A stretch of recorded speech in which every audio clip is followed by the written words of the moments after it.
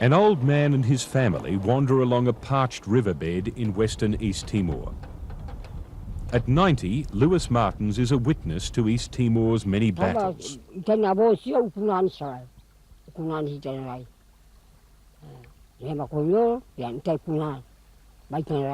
But their fight now is largely with other East Timorese.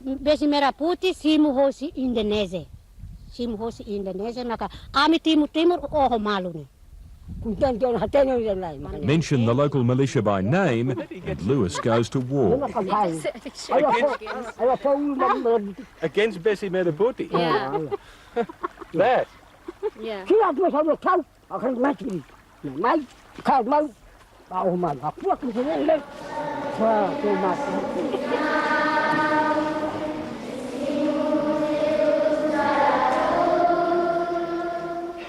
It's a view that resonates in the shell of this half-built cathedral.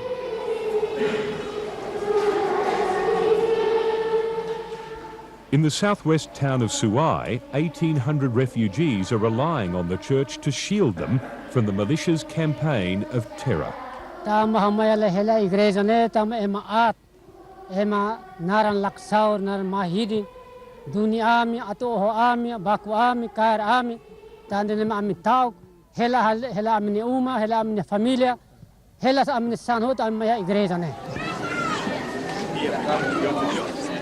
It's East Timor's largest concentration of refugees, but it's a small fraction of the problem.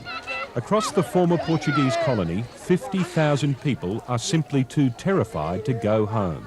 But the vote they expect to change everything is just days away.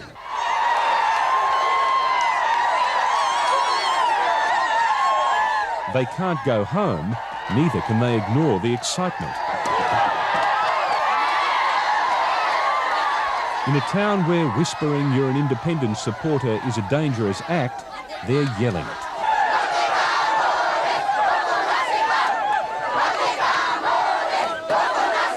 This is an historical event for us, that they will feel freely and they will talk anything. 30 de agosto ne voti que dia que teve fura que teve Miami ami hakara ukun rasikan hatama ia independência hatama ia ne vaselo amila koi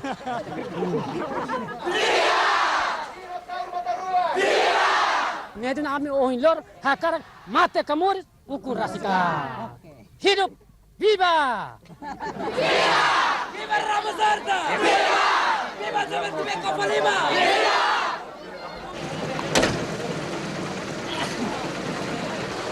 Opposite the refugees across East Timor's political divide, there are tens of thousands of men with weapons.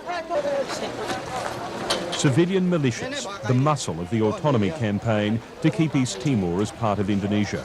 They're accused of murdering scores of independence supporters and terrorising most of the territory.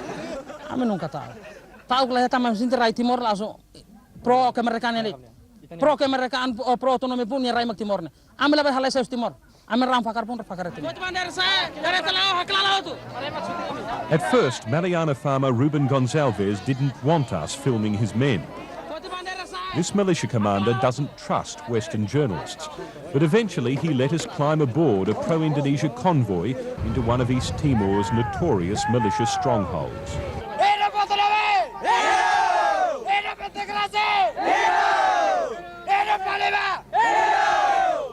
He says the pipe guns and pistols, machetes and spears are for self-defence, and he doesn't like the term militia.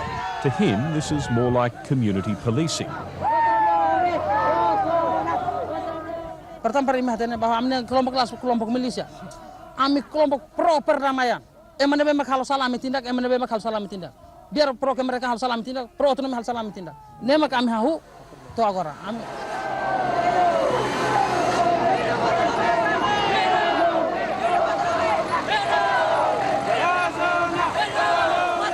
It's an unsettling feeling, riding with Ruben's militiamen into Mariana. The last time we were here, we saw how suddenly the militia can change the mood in this western town.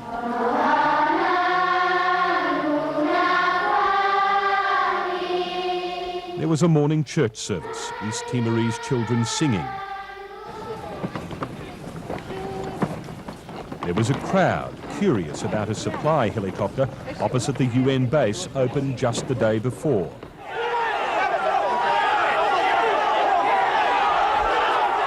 And there was the militia.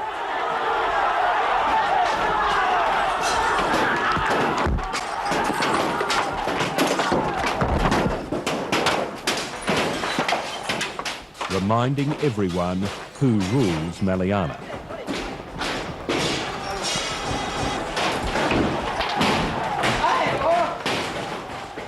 Suruh saya tidak mau datang nonton helikopter dari Inamet. Mereka larang, mau paksa, mau dibunuh kalau tidak masuk besi merah putih, mau dibunuh, diancam, ditedor.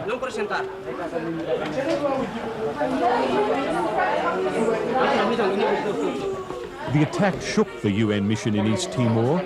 For a brief time, it looked as though militia thuggery might force the whole operation into retreat.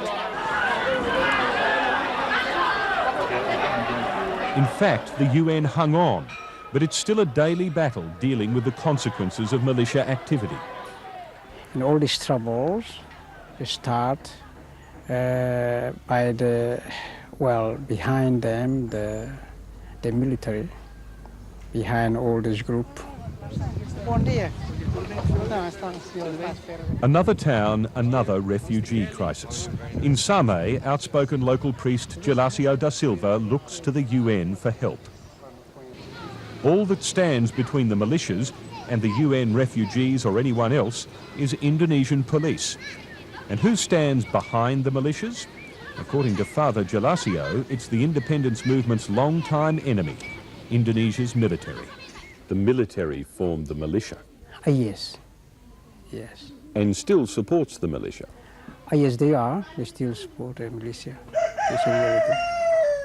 I think people are dying as a result of this crisis. It's not something that you can easily measure. Simon Williamson is among those taking convoys of food trucks through militia-controlled East Timor to the refugees. The Australian aid worker is worried the disruption has already been so great it could lead to widespread disease and starvation. It's certainly worse than I expected. I think the key problem at the moment is that because people haven't been able to plant their crops, there's no rice going in, there's no corn going in, that the next harvest won't be there. Since last year, people didn't work in the corn fields and rice fields. Even now is the hard time for a coffee harvest, but some of them they abandon their coffee plantation and run for their safety for another place.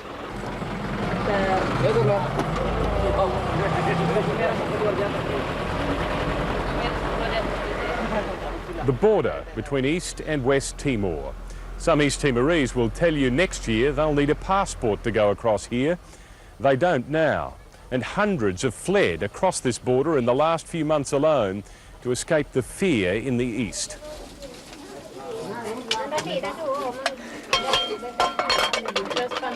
But there's a crucial difference in the camps over the border.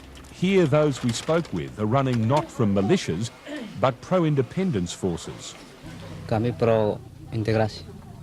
Jadi kami pro integrasi, takut terhadap pro kemerdekaan. Karena mereka membunuh kami. Leoneto dos Santos insists the ballot will decide whether he and his family ever make it back home. Jika tim-tim merdeka kami yang pro integrasi ini, mereka bunuh kami habis. Anti integrasi ini kalau mau gimana halai, lali kanuin. Apa cuma? João Tavares doesn't accept the claims that his militias have caused the refugee problem. The head of the pro-autonomy forces says he commands 50,000 men committed to keeping East Timor's links with Jakarta.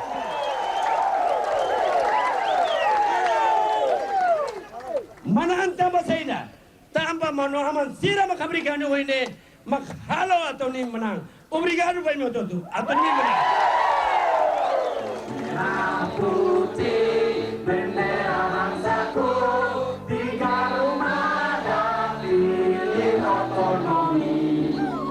In the autonomy campaign's theme tune, they sing of Indonesia's red and white flag.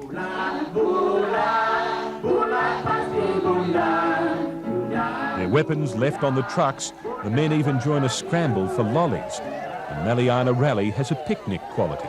But there's nothing leisurely about João Tavares' forecast for East Timor once the vote is counted. He tells us to expect violence. Memang tuirhaune Hanoi ini akan terjadi tambah jiwa Timor ne nunca akui kalah. According all the rumors that if the autonomy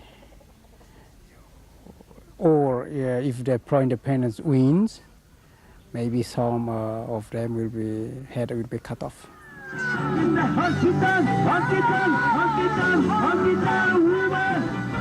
João Tavares insists he wants peace after the vote, but he won't discuss what he and his forces have planned if they lose the ballot. Saya sudah menang. Untuk apa saya jawab pertanyaan itu? Nanti kalau jajak pendapat saya kalah, baru Bapak tanya saya jawab. The only place people will be able to go to is flee across the border to West Timor. According to aid workers, violence after the vote would turn East Timor's refugee problem into a disaster. I mean, if there is a real serious deterioration in security, we want to get as much materials and supplies in here before that happens so people have got something to survive with. And if it does happen, how bad could this be? As bad as you've seen anywhere in the world from that point of view. If you can't get in here and they've got no food and medicine or their water's cut off and they're being threatened, and there's no help coming in, that's disaster of the worst kind for these people. Around Suai's half-built cathedral, independence leaders say the local militia has already told them to look out. When the vote's over, they're a target. You will see on the 1st and 2nd of September. It means that they will attack for the people, especially the refugees that right now are living in the residence of Suai Sart.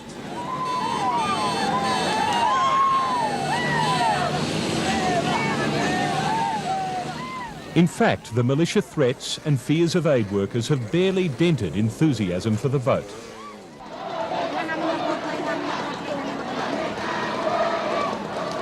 Here, of all places, they're exposed if independence wins. A concentration of known independence supporters, defenceless in a militia-controlled town.